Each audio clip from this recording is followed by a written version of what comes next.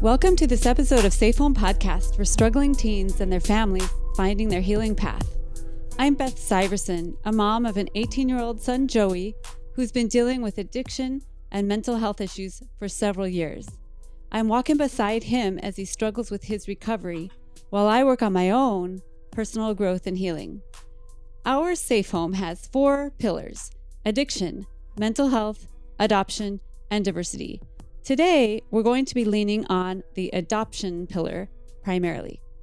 Today's guest is Lori Holden, an adoptive mom of 2 teens, author of the book, The Open-Hearted Way to Open Adoption, Helping Your Child Grow Up Whole, written with her daughter's birth mom and featured on required reading lists with adoption agencies across the country. She's also a blogger at lavenderloose.com and host of the podcast, Adoption: The Long View. Lori is an influential voice in the adoption world, advocating for openness in all kinds of adoption relationships. She often keynotes at adoption conferences and speaks to new and prospective adoptive families, helping them realize the benefits to everyone of maintaining transparency in the adoption process. I am so grateful to have another adoptive parent ally who is working as I am to help adoptive families heal from the grief, pain, and loss and ambiguities inherent in the adoption process. She and I both believe that adoption can be wonderful for all involved, but that adoption also inherently contains trauma and pain for all involved, and most particularly the adoptees. Whether or not your family's been affected by adoption, you will learn from Lori's wise viewpoint about how we can all be more open and creative in our complex relationships with one another. So welcome to Safe Home, Lori. I'm so glad you're here. Thanks, Beth. It's great to be here with you and on this side of the interview. It's wonderful. And I really loved what you said about you doing your own work, because I found in my own journey that is just one of the biggest key pieces that there is that we parents do our own work.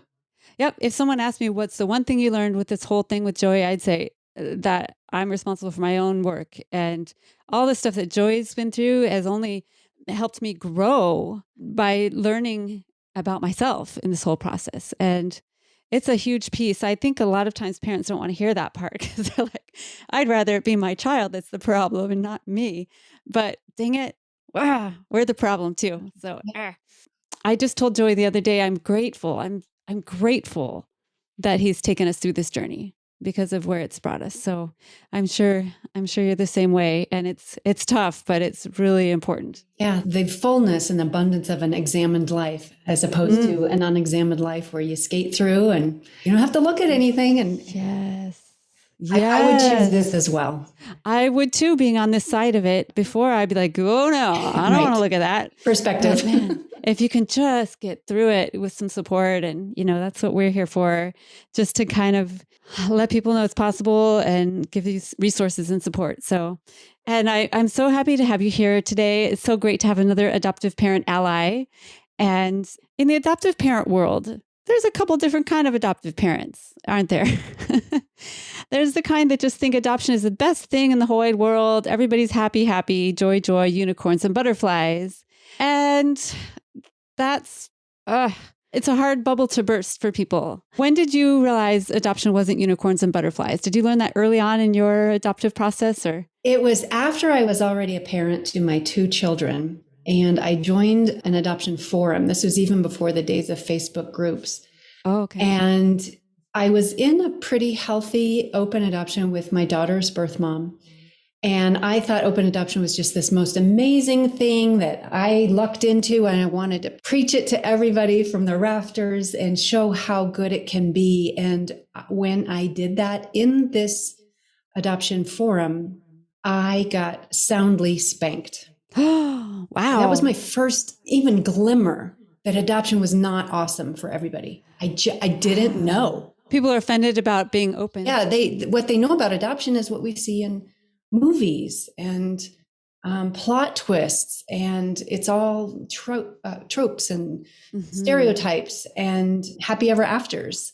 And yes. I started out with this very simplistic view of it, and I am so grateful to the people who gave me that spanking. It was painful at the time. It was very public. It was very shaming. But I think one of the things that I did then, which has served me with my children, is I got curious. I got curious as to where's the truth in what they're saying. And I didn't want to miss the whole message by being hurt and closing the door and pushing it away. I thought there might be something in there that I need to know to be a better parent to my children. And I will feel bruised about this for a couple of days and I'll put this away, but I'm going to come back and I'm going to try to find out what is there that I need to know. And some of those people have become my best teachers. They've been very patient with me after that, but it was a rip off the Band-Aid moment. Now, were they on the side of, these are our children, we don't want to be open with the birth parents, or were they on the more progressive side of things? What were they arguing with you about? I wasn't measuring it on that spectrum. I didn't realize as an adoptive mom what it was like in the other corners of what we call the triad. So the people who were schooling me were birth parents. I thought it was just adoptive parents. And adult adoptees. Got it. And I think you've probably been through something like that too. Yes, Maybe not with the spanking, but with the dawning on you of, just because this is great in my corner of the world, right, doesn't mean it's rainbows and unicorns for everybody. And now, now you live it a while and you realize it's not rainbows and unicorns for anybody all the time. There are moments of joy and there are moments of deep sadness and grief for everybody. And the adoptive parent, even if your relationship with your child is fabulous, most adoptive parents are dealing with infertility grief that probably got swept under the rug. Right. I know that's what I just was like, okay, moving on. Right. Don't even want to think about that. You hear the clock ticking. You don't want to be an old parent. You don't want to risk not getting picked because you're older than all the other ones who are waiting to get picked. And so you move quickly. And I get that. I hear that. But I think there is a lot to the statement that adopting a child doesn't cure your infertility. Right. And that needs to be dealt with somehow. We kind of think that filling your arms will make everything better. Yeah. And I don't really like to quote Dr. Phil, but I think he's the one who said no baby should be born with a job. Exactly. That just really fits in adoption. No child should be meant to cure anything in their household, whether it's a marriage or a broken heart or anything like that. Yes. On a adoptive parents group recently, one of the unicorns and rainbows kind, I saw this parent wanting to have an adoption party because the court date was coming and they wanted to throw a party, which was lovely, a lovely sentiment. But they wanted the whole theme of the party to be puzzles. And everybody was supposed to write a sentiment on a puzzle piece because the whole thing was this child is filling in the missing puzzle piece of this family's puzzle. And I gently said, oh, that's so beautiful that, you're trying to plan this lovely event. I know you have a good heart, but you might want to rethink that because that is a lot to put on anyone. To be the missing puzzle piece, to fit exactly into your family, this precise exact way, it ain't going to happen. I'm sorry to tell you. Sounds like that child was born not just with a job, but with a shape. Honestly, I felt so bad. And then everyone else was like, oh, that's so cute. The puzzles. Yay. I'm like, oh no. But a few people saw my comment and liked it or whatever. But I just try to put my little 2 cents in every once in a while when I can. But I think as adoptive parents, we don't realize that could be harmful. We think, oh, how cute. A puzzle. That's so nice. Well, we're so myopic at a certain stage where all we see is our own viewpoint. And then once you see otherwise, you can't ever unsee it again. And you see it everywhere. And for people who haven't gotten there yet. And what you did was just perfect, just kind of a subtle, what do you think this looks like from your child's perspective? Yeah. They are going to need their missing pieces. And I hope that you're as committed to your child's puzzle as you are to your own. Oh, yeah. The child's puzzle is a big pile right now, right? With a bunch of missing pieces. Yeah. And you don't even know what the pieces look like. Yeah. You don't have the box anymore to know how it's supposed to look. Exactly. Oh, gosh. So what part of your adoption story are you interested in telling us? Just so we know where you came from and what your perspective was. Yeah. We came to adoption through infertility and we were in our mid-30s. So the clock was ticking and the fertility journey proved to be very difficult. We just got roadblocks everywhere.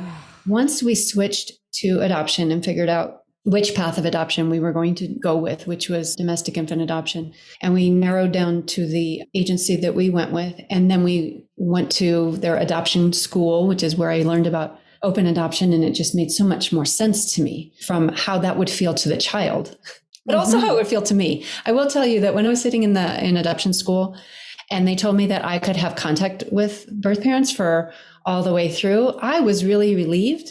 Not just for the child, the hypothetical child.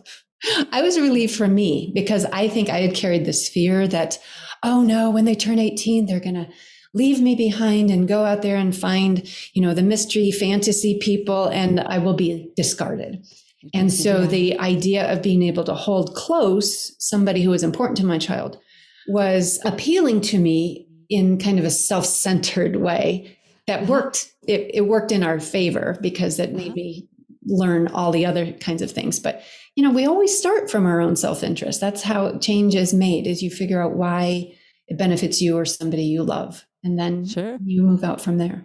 So once we got on the road to adoption, things seemed to go fairly easily. All the crossing gates that had been closed before were opening. And we waited about a week for my daughter's birth mom to call us and pick us. And in that situation, we did get to be in the hospital room. It was a dream situation for us. I think she would tell you it was what she wanted as well. She wanted us all to be there. So that kind of cemented this, not just having contact with her. What I've come to believe is it's not just the contact piece that makes the difference for the adoptee. It's the vibe that you have between you, this sense of relationship. So there were a couple of times in the hospital experience and in the early days of our relationship that we had some really trust building moments. And we always chose the path of trust. Sometimes it was me taking the leap of faith, and sometimes it was her. She took the biggest leap of faith. Yeah. But I think those early trust-based incidents really led us to a deep understanding and relationship with each other. Is there an example you can give? Well, just having us be in the room at that moment was, I just had such gratitude in my heart for getting to have that experience. I do know now that that's a controversial thing for birth parents, for adoptees, but I've worked with with an organization that works with them in the hospital. And sometimes that's what they want. They want to know. They want to get to know the people pre-birth. Yeah. And they get to craft it. I think that's where I would come down on this. As long as they have kind of a lot of knowledge and a lot of autonomy, they get to craft it. So that was one of them. And then when we were leaving the hospital, Crystal, who's my daughter's birth mom, had spent the last, 48 hours or however long she'd had, having her friends come in, her family come in, meet the baby, see her and the baby, meet us. We were kind of merging our families even at that time. But her grandmother, who was homesick with cancer, was unable to get to the hospital. And so it weighed heavily on Crystal that her grandma wasn't going to get to meet the baby, because we didn't really know what was coming after that. So we all left the hospital at the same time. Crystal and her mom got in their car to go their way. We got in with the car seat and the baby to go our way. And we decided instead that we would go to Crystal's house where her grandmother was, to Crystal's mom's house where her grandmother was. So that was our very first stop on the way home from the hospital. And it meant so much to everybody. And to kind of cement how important biology was. When we went into that house, Crystal sat there and held the daughter we both claim. Her mom was there and her grandmother was there. So there were 4 generations of them. And there's a moment that I talk about where they were looking at the baby's toes. They all have the same funky toenail. I don't have the funky toenail. So it was a moment of crisis for me because I was feeling like an outsider, an imposter. And to Crystal's great credit, she was very inclusive in that moment. She was in tune with me. Which is amazing. I mean, how can somebody have so much presence with that? That's amazing. She'd just given birth 2 days ago, and all this crux of this adoption moment, you're going to leave with her child, right? Yeah, both child, but her child that she just birthed. Wow. How old was her birth mother? She was 21 at the time, and she was parenting a 4-year-old son. So she'd already had this parenting thing down. Oh, she just couldn't parent 2 babies. Okay. So she found her next best option. And Uh-huh. but the next thing that happened in that one moment is the baby started crying. And me not knowing, I didn't even bring the diaper bag in. I didn't have the formula ready. So Crystal's the one who's made a joke and kind of said to me, hey, you better go get that bag. Because she knows about diaper Yeah, bags and everything. but she didn't say it in a mean way, or Oh. it was just a lot of care and concern between us in those moments. Really kind of cemented this wishing each other well, no matter what. That's very touching. It's very, very touching. And I'm going to guess pretty unusual. Maybe. And the whole reason why we wrote the book is because we wanted to try to help people see that it can happen. And it doesn't take super people to do it. You just got to care, be curious, be open, be kind. Yeah. And, hard things do come up, and you deal with them with that same curiosity, openness, and compassion. Yeah. Just like any family member, right? Right. It's not always fabulous with anyone you're born with or whatever, whoever. And you bring up a really good point. We make the baby's family our family. Yeah, right. Yes. And let me backtrack what I said about baby. And I'm thinking about the moment when she was a baby, but I always want people who are listening about having long-term adoption relationships to understand that the goal is for that baby to become a fully autonomous adult. And we don't want to infantilize them. They are not babies very long. They're not toddlers very long. They're school age for quite a while, but they're going to have their own thoughts and views on their own adoption and your performance in their adoption. Yes, I've heard that infantilization, adoptees, often they're called the adopted child, even if they're an adult. And just, hello, we're grown up now, and to kind of rethink how we think about adoptees altogether. That's really important. There's one of the adoption groups I'm on. The title of the adoption group is You Are Mom. It's for the adoptive parents. And what it's implying is that the birth parent is no longer the mom at all. Like, bye-bye. And I joined that just to see what's going on in the world. But it sounds like you and your child's birth mother both are sharing her. Is that how you would describe it? Yeah, we both claim her, and we are both claimed by her. And then later on, my son came around 2 years later, and the same thing goes there. And birth fathers are around as well. But I think when you talk about a group with a name like You Are Mom, you hit on one of my core messages, which is adoption during the closed era or the baby scoop era. We were operating from this either or perspective. Being conceived out of wedlock was so shameful, and conceiving somebody out of wedlock was so shameful, and experiencing infertility and not being able to contribute to the gene pool was so shameful. We had to hide that shame from everybody by putting up a wall between the biological family and the adoptive family. And we made this wall so high you can't get over, so thick you can't get through. We even go to the extent in many states these days of lying on vital records to say that dates and names of people who did and didn't do things are on an official record. Yeah, it's crazy. So this either or mindset of you're in this family or in this family, you have this mother or that mother. And the more legitimacy she has, then it comes out of my. Yeah. Like there's some finite bank account of, of compassion or something. And it just rips apart the adoptee. Basically. Exactly. We're making them choose or feel like a traitor if they want to go find out about their birth family. We split their loyalties, we split their hearts, we split their psyches, we split their identities with this either or thinking. And it's so not hard to instead take on the both and.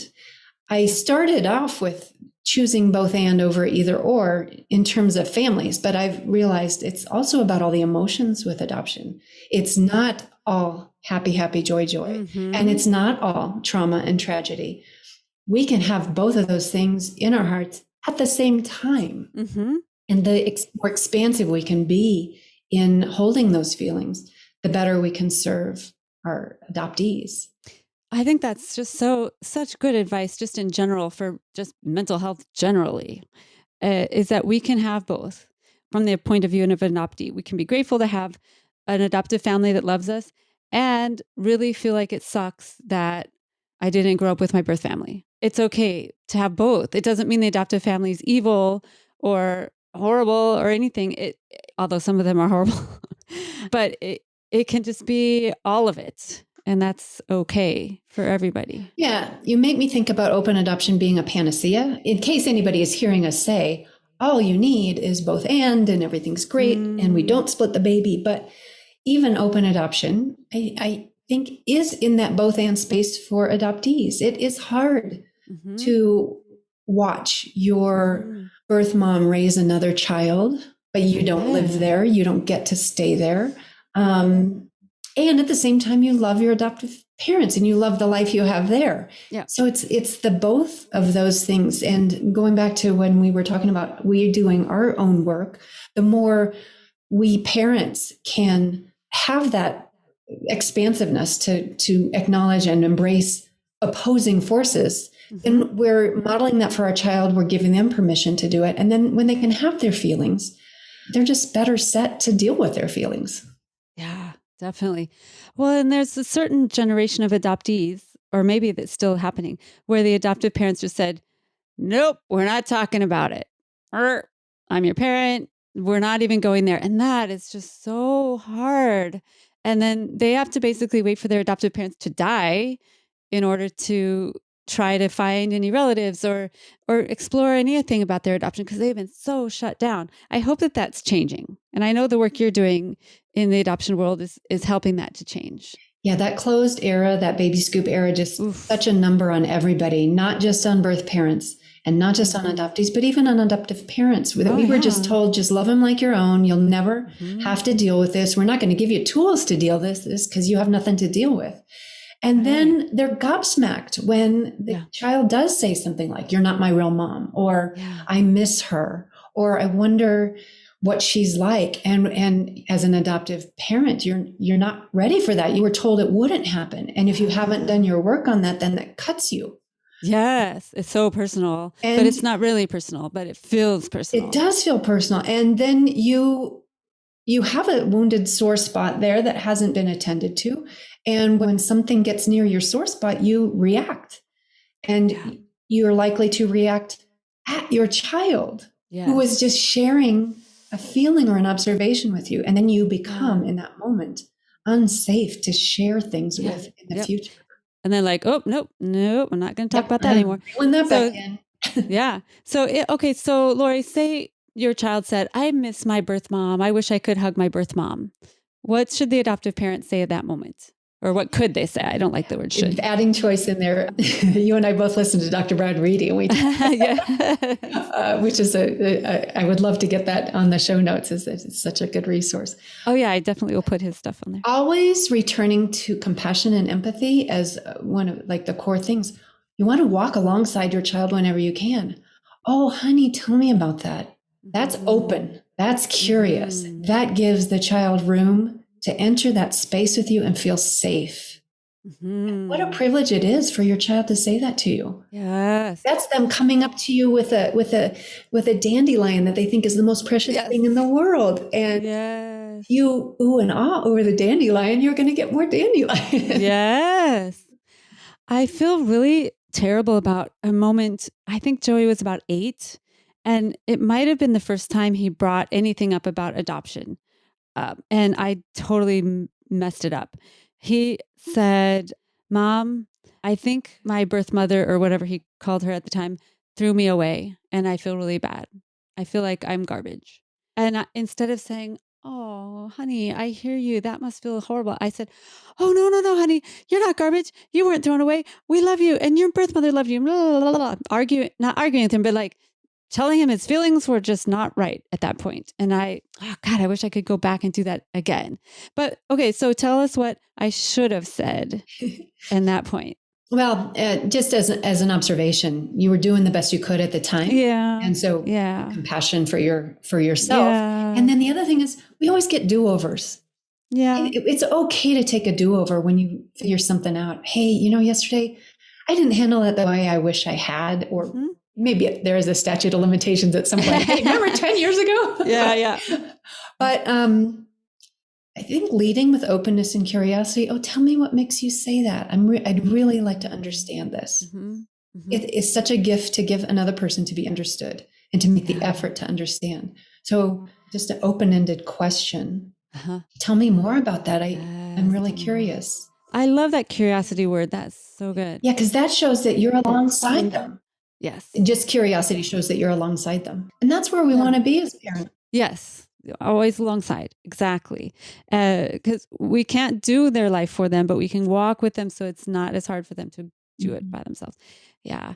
And if I would have known what I know now, I would have taken that opportunity to, well, before he would have said that, I would have already had him in adoption competent therapy.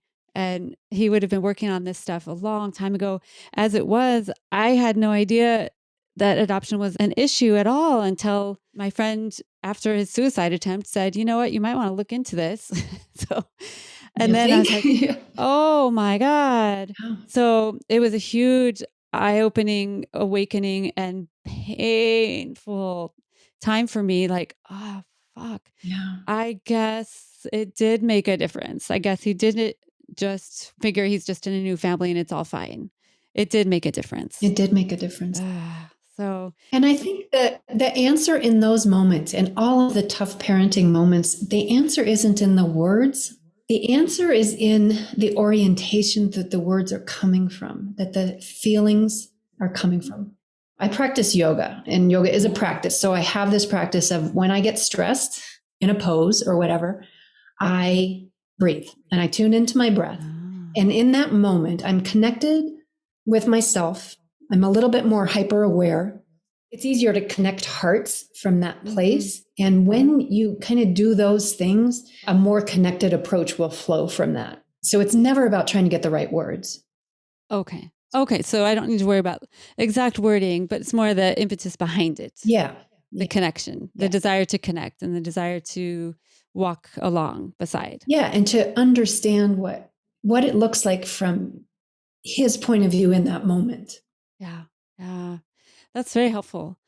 Now, when you adopted your kid, they're in their early 20s. Is that right? Yes. I have a 19-year-old son and a 21-year-old daughter. Okay. Was open adoption popular back then, or were you kind of on the front edge of that movement? We were probably on the early edge. I think it's much, much bigger now. Yeah. But we were figuring out from scratch. I have since found out, and I've interviewed people who were doing it 10 years before we were, before there was anything about it. They just kind of went out on their own and pioneered this thing that made more sense. But I love that this new phase, and we're not there yet. Stage 1 was closed adoption. Stage 2 is open adoption.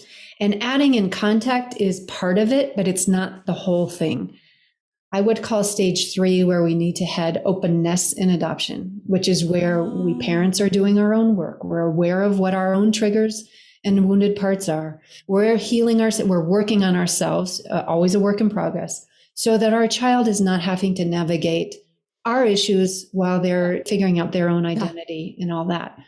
So that's the openness piece, is this kind of, I imagine this clear channel inside me between my head and my heart. Nice. And I am not perfect. I mean, that doesn't exist, but I am at least aware of when I'm being triggered. Mm-hmm. That's so important and so excellent. That's excellent advice. And that means that even someone like me, with my son's adoption, is absolutely closed because it's in Japan, and they said, we don't ever want to talk to you ever again. That was the whole point of getting them out of the country. But you're saying that even with our closed adoption, we could have an openness in adoption. Is that exactly? And one of the downsides of the open adoption era is it excludes a lot of adoptive families. If you adopted internationally and you don't have contact, or you don't know who they are, you don't get to have that contact. So does that mean you don't get to have an open adoption? Yeah. I would say no. I would say openness is an inside job, and you create that in your home, whether birth parents are there or not. It can happen in foster adoption situations. Those families can feel excluded if birth family members are not safe at a certain point in time to have contact with. And then in the over time, relationships ebb and flow. Over time, open adoptions don't always stay open. There's always somebody that could be opting out, including the birth parent and including the adoptee. So contact is such an imperfect measure for whether or not an adoption is open. That's so good because I admit, before I met you, when I thought open adoption, I just thought, okay, you're still in communication with the birth family or birth parents, maybe not even the family. But you're making it much bigger.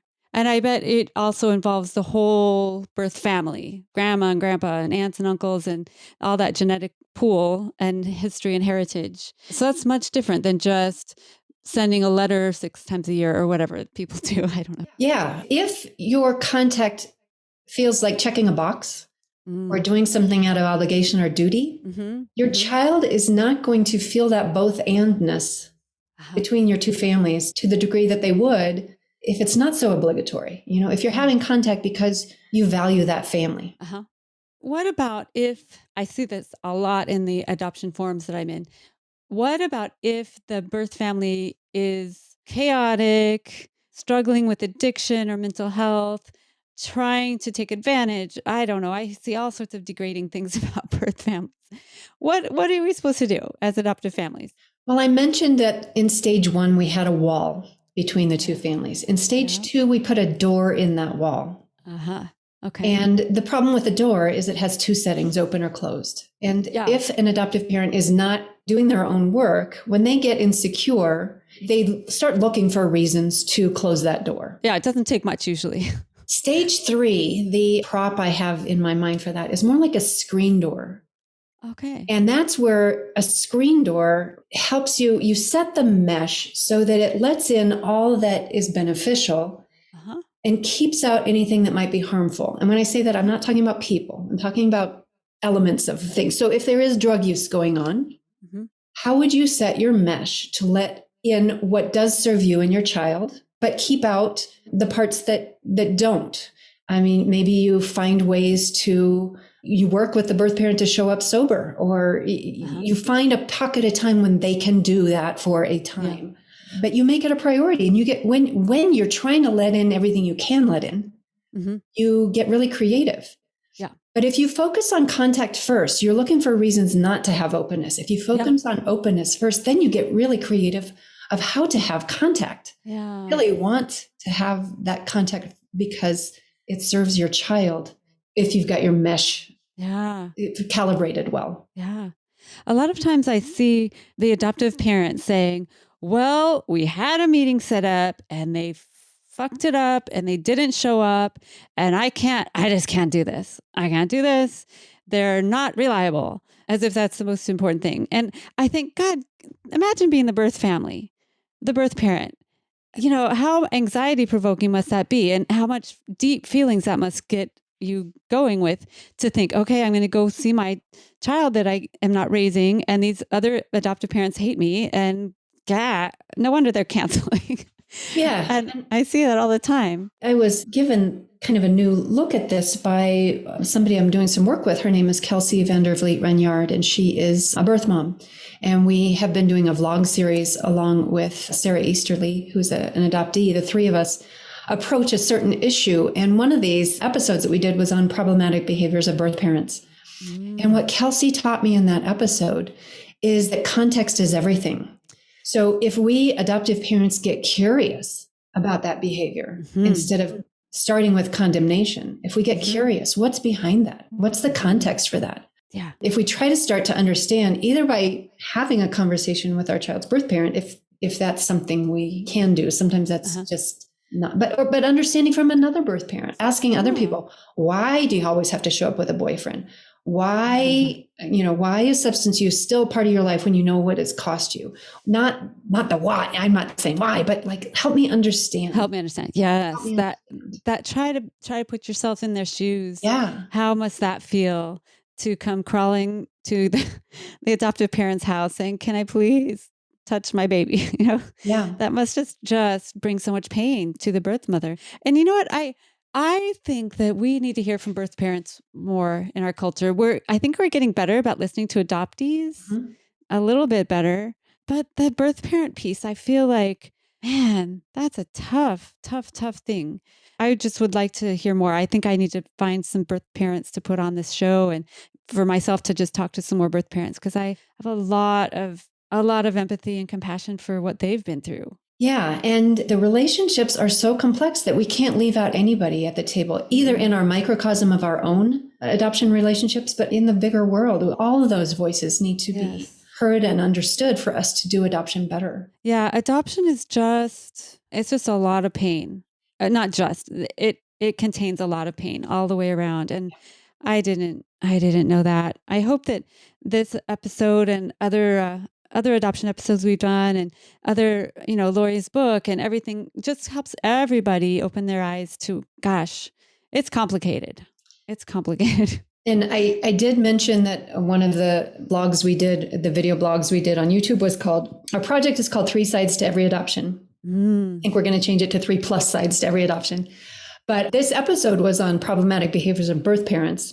But of course, we also have one called problematic behaviors of adoptive parents. So I would encourage everybody to listen to those. When we walk around the issue 360 degrees, you kind of get more than you originally knew. That's very good. I'm definitely going to check that out. I'm going to put the link in the show notes. There's also the book. Have you read the book, The 7 Core Issues in Adoption and Permanency? Yeah, that's a really well done book. Yeah. And it goes through loss, rejection, guilt, shame, grief, identity, intimacy, and mastery and control from all 3 sides. Right. That was very eye-opening to me. That was really intense and important to read about all of those, that all 3 of us in the Triad share that.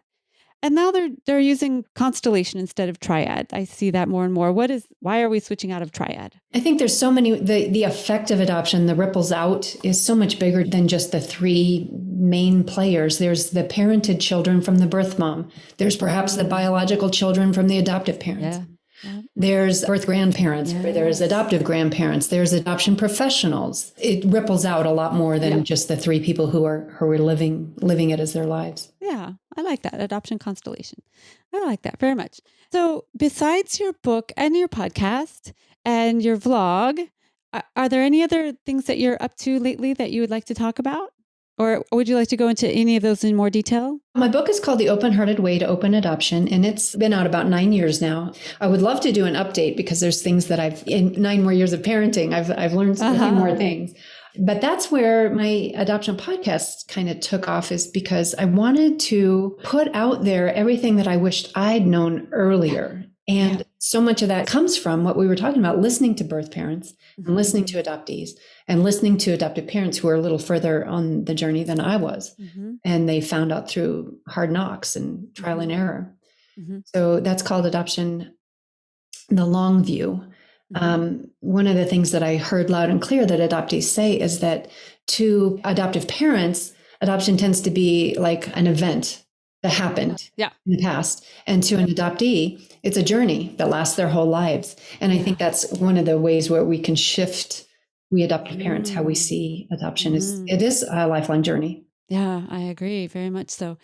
Well, and I am looking forward to collaborating with you on a couple of different projects. And me too. I'm so glad to know another adoptive parent. There's not a lot of vocal adoptive parents out there. I know there are a lot that are in line with kind of what our philosophy is, but I think there's a lot more that do not talk about my child's birth family that are pretty closed off. So I'm glad to know that there's other adoptive parents that are on board. And do you ever feel like in the adoption world space that adoptive parents get heaped on, that we're the bad guys? We do. I think there's heaping on, well, as they say, hurt people hurt people. So there's heaping on by hurt people. People have been hurt in adoption because we were not practicing adoption in line with the human experience. We were expecting people to ignore that a really big thing had happened to all 3 of us. Yes. And to never think about it again, never process your trauma. In what other world would we say that that's okay? Not today, anyway. No. Yeah. Trauma is becoming a much bigger, or maybe it's just me because I'm deep diving into it, but I feel like trauma is more acceptable to talk about nowadays. And it's more on people's lips lately. So I have heard it said that we are the winners. We are the one of the 3 major players. We win. And so I think that leads a little bit to heaping on of trauma on us. Yeah. But at the same time, we drive the engine. We are the ones with the money that goes to the agencies or the attorneys or the brokers. And we keep the engine going. So I think because of that, we do end up with all the power. We don't have the power going into it. We have the power coming out of it. And with that power comes a responsibility to do our very best, at least by our children in our own homes, by doing our own work. And even in the wider world, there's a lot of us who have become activists because we see that things are not being done well, and we are moved to make a change. Yeah, I totally agree with you there. The adoptee obviously has zero power in the situation. And the birth parent often has zero power. They're being coerced. They're being bought. They're being shamed, especially if they're young, powerless, So yeah, I think definitely the adoptive parent is definitely the one that has the most choice in the matter out of all three. Yeah. So I don't blame anyone for heaping it on us. It doesn't feel great, but we were the ones with the most choice out of all three. And I would like to return to when you were talking about a group called You're the Mom, Your Mom. You are mom. Just that vibe. If we talk about the vibe is how you show up, that just feels so either or to me. It feels dismissive of half of the child's identity. Yeah. And it feels also like a prop up. Like I need this group to legitimize that I'm the mom. Yeah. Now, maybe people from that group will find this episode and have a lot to say to you and I about, maybe they will. That's okay. But that sounds to me like it comes from an unhealed place. Yeah, I think so. I think that when it's so defensive, their walls are up because they just aren't ready to really look at it square in the eye, I guess. Are you anti-adoption? Is there ever a time where adoption is really the best thing to do? I am not anti-adoption. I think adoption has always existed in humankind, and I think it always will. There will be children created for people who are not ready, willing, able to opt in on that. And we need to provide safe, ethical, open, whole ways to come up with a second best plan. It is not as good as being raised by your biological kin in most. There should be no sweeping statements, but if a child can be raised by biological family that are ready, willing, and eager to opt in, that needs to be explored.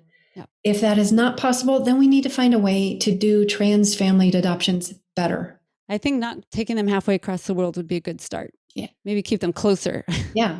Closer to where they started from. Keep them in the same language or. The less severing, the better. When we sever from culture, language, history, and family. This is why open adoption is a step forward. We're not severing the whole family. We are maintaining to the degree we can maintain connections. I think that's how we do adoption better.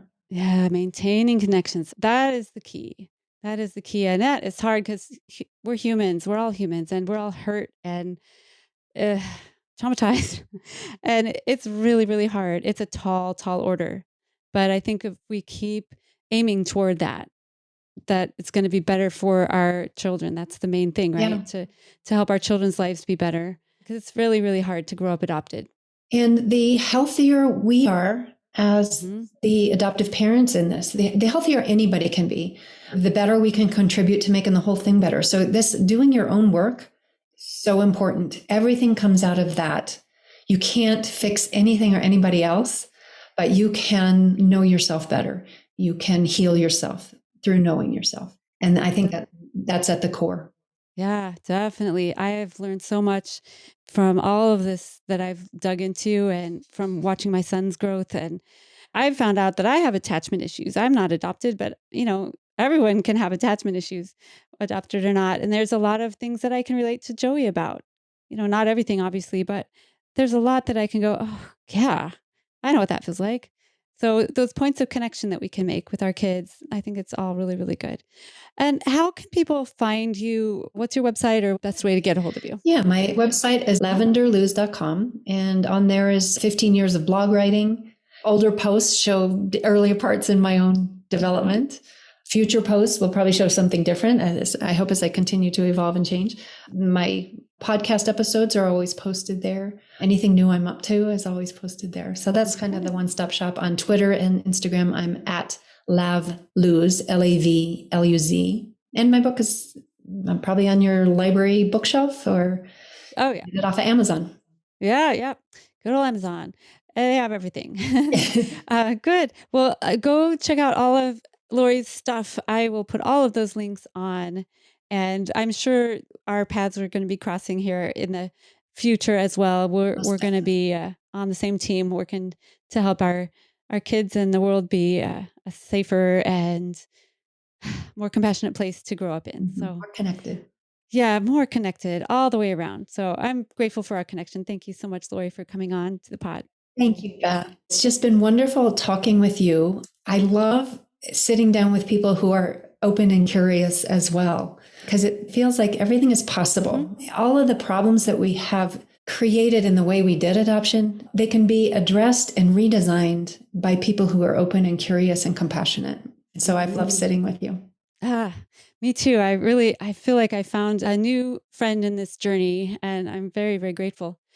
Please go ahead and find Safe Home Podcast on YouTube and on all the social media apps. Please join us on Patreon if you're interested in helping us maintain this commercial-free podcast, patreon.com/safehome.